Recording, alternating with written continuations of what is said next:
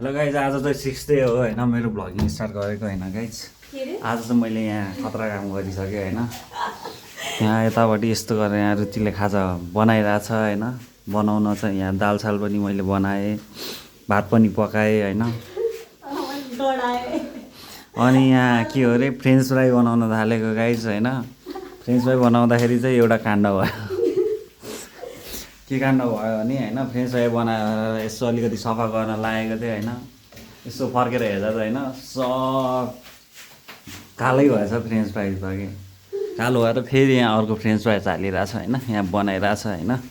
अनि today is the 6th day of my daily blog to get rid of social anxiety होइन।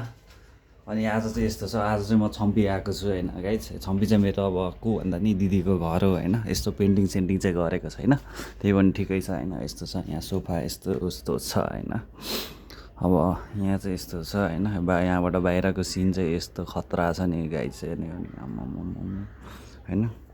अनि मैले चाहिँ के गरेँ भने अनि त्यो बाँकी बसेको फ्रेन्च फ्राई चाहिँ होइन सब यहाँ हेर्नु न, यहाँ कस्तो बनाएर हाल्दैछु यहाँ हेर्न।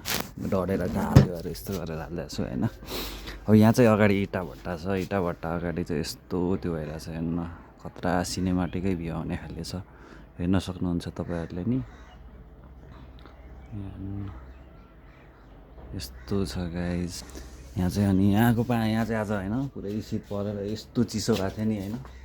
यस्तो चिसो भएको थियो होइन। अब त्यही पनि होइन बिहानै उठेर झन् भात तरकारी पकाउनु पऱ्यो भनेर होइन रेडी परेर बसिरहेको थिएँ। तर यस्तो हरकत छ गाइज। ठिकै छ, नो प्रब्लम होइन। यस्तै हो जिन्दगी होइन, यस्तै हो कहिलेकाहीँ हुन्छ यस्तो कुराहरू होइन।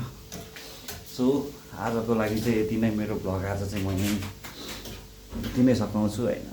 That's all for today. Okay by.